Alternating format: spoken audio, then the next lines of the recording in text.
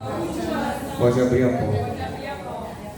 Louvado seja o nome do Senhor. Evangelho, Novo Testamento, Lucas capítulo 11, versículo 5. Lucas 11, verso 5. A parábola do amigo importuno. Disse-lhes também: qual de vós terá um amigo, e se for procurá-lo à meia-noite, lhe disser: amigo, empresta-me 3 pães, pois que um amigo meu chegou à minha casa, vindo de caminho, e não tenho o que apresentar-lhe. E se ele respondendo de dentro disser: não me importunes, já está a porta fechada, os meus filhos estão comigo na cama, não posso levantar-me para os dar. Digo-vos que ainda que se não levante a dar-vos, por ser seu amigo, levantar-se-á todavia por causa da sua importunação. Repita: importunação. E lhe dará tudo que lhe houver mister. 9. E eu vos digo a vós: pedi e dá-se-vos-á, buscais e achareis, bateis e abrir-se-vos-á. Porque qualquer que pede recebe, e quem busca acha, e quem bate abrir-se-lhe-á. Versículo 11. E qual o pai dentre vós que, se o filho lhe pedir pão, lhe dará uma pedra? Ou também se lhe pedir peixe, lhe dará uma serpente? Ou também se lhe pedir um ovo, lhe dará um escorpião? Nós sabemos que um pai não vai fazer isso. Ele fez uma pergunta aqui querendo dizer: olha, se vocês que são pais são maus, ele está dizendo que o ser humano de certa forma é mau. Se vocês que são pais de família são maus e sabem dar coisas boas para os vossos filhos, imagina Deus, que é o Pai Celestial. Eu vou repetir o versículo 11. Qual pai que se lhe pedir pão dará uma pedra? Que pai é esse? Não existe esse pai. Se o filho pedir para o pai: meu pai, me dá um pão, tu vai dar uma pedra para o teu filho? Não, vai dar um pão. Continuando a pergunta: se lhe pedir peixe, tu vai dar uma serpente? Não, porque tu não é mau. Ou se lhe pedir um ovo, vai dar um escorpião para ele? Não. É uma pergunta que Jesus está fazendo. Versículo 13. Pois, olha que Jesus fala dos seres humanos: pois, se vós, sendo maus, sabeis dar boas dádivas aos vossos filhos, quanto mais dará o Pai Celestial o Espírito Santo àqueles que lhe pedirem. Olha o que Jesus falou aqui. Se vocês são maus, de certa forma sim, por causa do pecado, que deixa o ser humano, faz o ser humano se tornar uma pessoa mau. Se vocês são maus e sabem dar bons presentes para os vossos filhos, imagina o Pai Celestial não dará o Espírito Santo àqueles que lhe pedirem. Amém? Qual foi o tema da mensagem? Alguém lembra? Repita comigo: não desista. Não desista. A última oração. A última oração. Pode abrir a porta. Pode abrir a porta. Como você não sabe o momento que vai ser a tua última oração, então você tem que continuar orando. Ninguém sabe quando vai ser a tua última oração. Por aquela causa, por aquele objetivo. Então, como você não sabe quando vai ser a tua última oração para conseguir aquele objetivo, a libertação do filho, você tem que perseverar. Perseverar quer dizer insistir naquilo que você quer. E aqui ele faz algumas condições, só que nem todos conseguem perseverar. Por quê? Porque a perseverança, ela está acompanhada com a paciência. Lá no Salmo 40, verso 1 fala: esperei com paciência no Senhor, ele se inclinou para mim e ouviu o meu clamor. Então lá no Salmo 40, o autor do Salmo, ele pedia algo para Deus. Só que ele entendeu que ele tinha que ter a paciência para que Deus liberasse aquela bênção que ele estava esperando. E quando ele entendeu isso, ele se inspirou e escreveu o Salmo 40. Esperei com paciência no Senhor, ele se inclinou para mim. Então, aqui mostra que ele tinha intimidade com o Senhor, de maneira que Deus se inclinou para ele. O salmista não ia mentir nesse Salmo 40. Ele falou: esperei com paciência no Senhor. Qual foi o resultado? Deus se inclinou para ele. Ele se inclinou para mim e ouviu o meu clamor, e logicamente respondeu. Então, que privilégio é esse do salmista 40, que Deus se inclinou para ele? Por que Deus se inclinou para ele?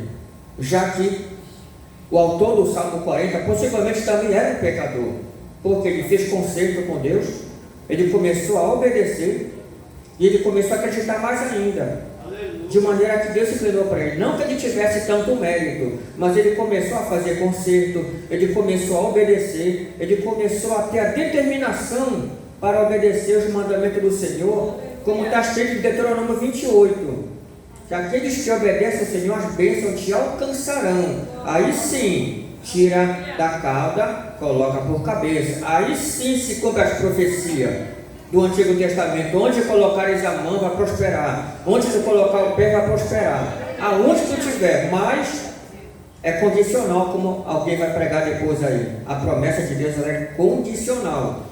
E aqui Jesus faz uma comparação, que nós devemos insistir na oração. Aqui tem um rapaz aqui no texto, um homem, que chegou um amigo dele, na casa dele à noite. Só que ele não tinha nada para dar para esse amigo dele. Então ele foi numa outra casa pedir 3 pães emprestados. É uma parábola que Jesus conta. Ele bateu naquela casa. Aí o amigo dele falou: olha, eu estou deitado com meus filhos aqui, não me incomoda, já estou deitado, já apaguei a luz, não vou te atender. Só que aquele amigo continuou batendo na porta da casa: olha, tu tem que me atender porque chegou outro amigo meu, eu não tenho nada para dar para ele. Ele não vai atender aquele amigo dele pela amizade, mas por causa da importunação. Você está entendendo? A importunação aqui, ela é superior à amizade. Quer dizer, pela amizade, ele não ia abrir a porta, era tarde da noite, estava com os filhos dele deitados, com a sua esposa, possivelmente, então ele não ia sair do seu recinto para atender um amigo dele meia-noite. Não, ele ficou deitado. Quer dizer que pela amizade dele, ele não ia levantar, mas pela importunação daquele outro amigo que chegou à porta, ele se levantou e foi atender o amigo. Por quê? Porque aquele amigo dele, quando começou a bater na porta, começou a receber não. Não vou te atender, eu estou deitado, estou cansado, trabalhei o dia inteiro. Tu não leva em conta a minha vida pessoal com a minha família? Vai embora que eu estou deitado. Eu já disse que eu estou até estressado, eu estou dormindo até estressado. Ele não deu 3 pães para o amigo dele, não pela amizade, pela insistência.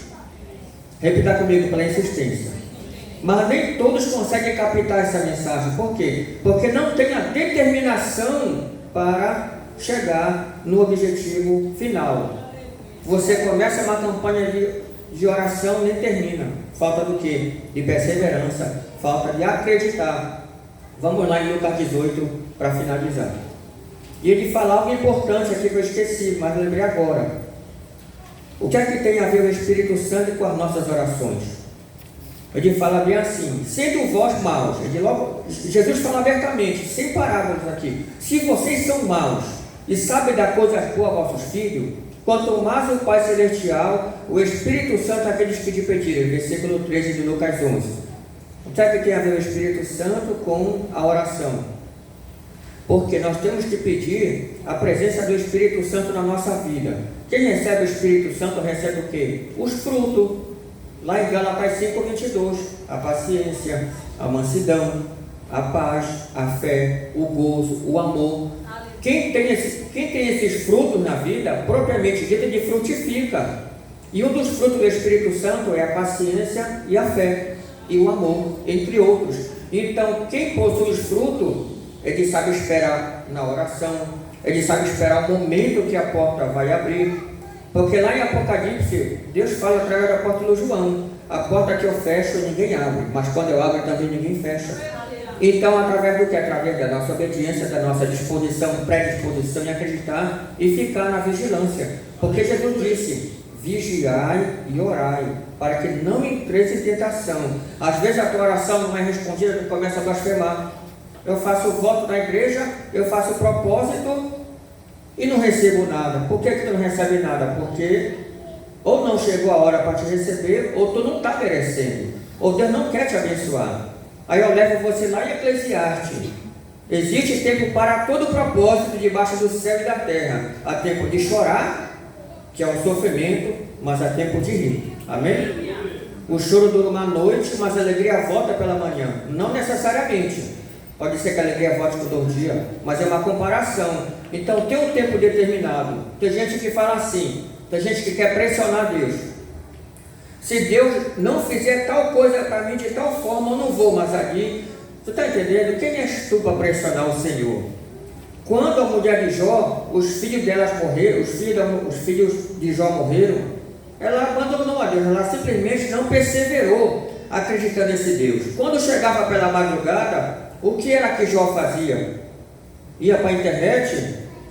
Não, ele ia orar e oferecer sacrifício pelos 10 filhos. Imagino eu que a mulher de Jó estava dormindo. Ou seja, Jó perdia sono, mas ele perdia agora, mas ganhou na frente. Quem foi que suportou a luta da família? Somente ele. E por causa dele, que a família dele foi abençoada. Por quê? Porque ele era esse amigo, ele batia na porta, batia a primeira, batia a segunda, não conseguia nada, batia novamente. Por quê? Porque ele sabia onde ele queria chegar. Repita comigo, nós devemos saber onde queremos chegar. Se não souber, não tem direção. Repita comigo, um cego pode guiar outro cego? Quando você não sabe onde você quer chegar, você é cego espiritualmente. Se você está cego, você tropeça. Se você tropeça, você cai. Se você cai, vem as consequências daquele hematoma que ficou. Lucas 18, para terminar. Qual foi o tema que eu trouxe? Não desista, a última oração pode abrir a porta. O último toque lá do amigo na porta, abriu a porta de Deus para ele. Aleluia! Entendeu? Não sei se ele ficou uma hora de tempo lá, 2 horas, mas ele ficou. Tá? Lucas 18. Lucas 18, verso 1. E contou-lhes também uma parábola sobre o dever de orar sempre e nunca desfalecer. Repita comigo, o dever. Olha só, o dever de orar sempre e nunca desfalecer, dizendo: havia numa cidade um certo juiz que nem a Deus temia, nem respeitava homem algum. Quem havia nessa cidade? Um juiz. Sabe que o juiz tem muita autoridade, nem Deus ele respeitava. Ele era gente boa, né? Não, gente má.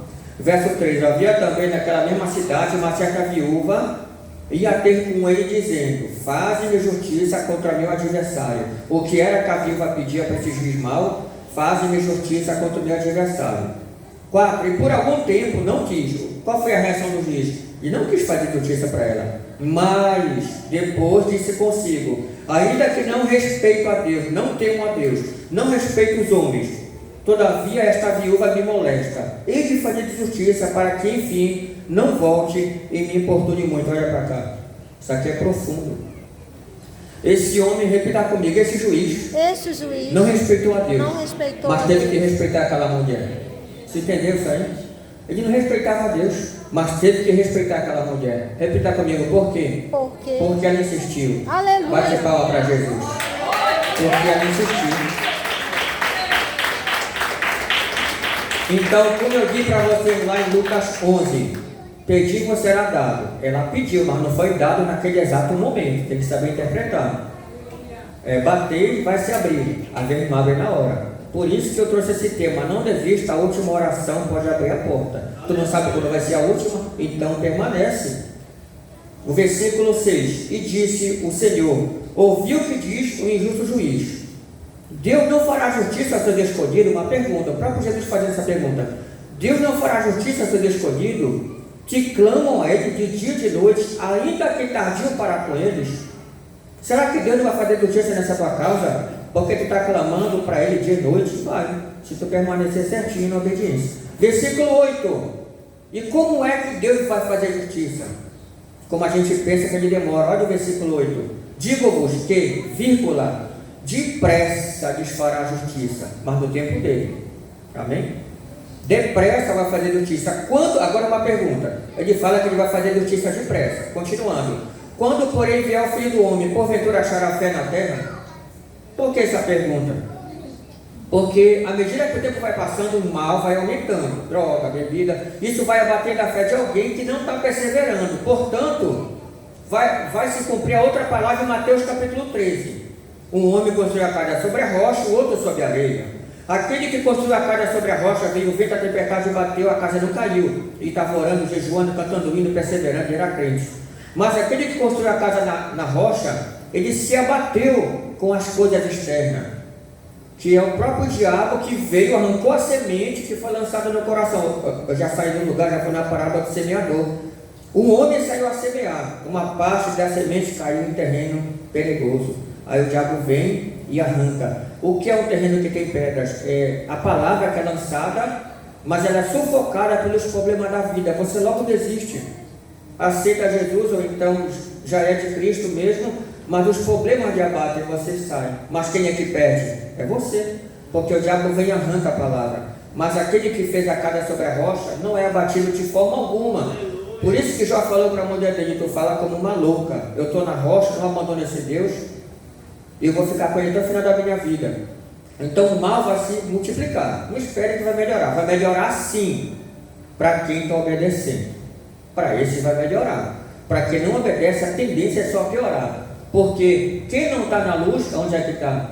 Nas trevas. Quem está nas trevas não sabe para onde vai. Por isso que Jesus fala, João 8,12: eu sou a luz do mundo, quem vem a mim não andará em trevas, mas já achou a luz da vida. Então, quem está em Jesus já está na luz. Ainda que com dificuldade, mas ele vence e transpõe os obstáculos. Então, essa viúva, qual era a resposta que ela pegava da boca daquele juiz? A mesma resposta que aquele amigo pegava quando ia bater na porta do outro amigo: não, não, não.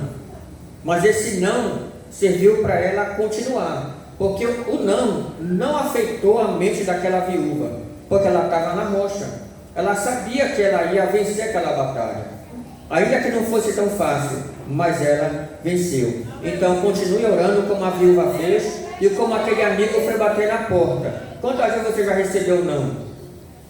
Você vai pedir um emprego para um empresário no primeiro dia, ele fala que não tem, você vai embora, volta um mês direto lá e vê se você não vai importunar ele. Fica lá com uma cara de choro na porta, amanhece lá naquela loja e vê se ele não vai se comover com a tua causa. Vai, porque Deus vai quebrantar se você estiver na fé. Amém? Então até aqui o Senhor me concedeu.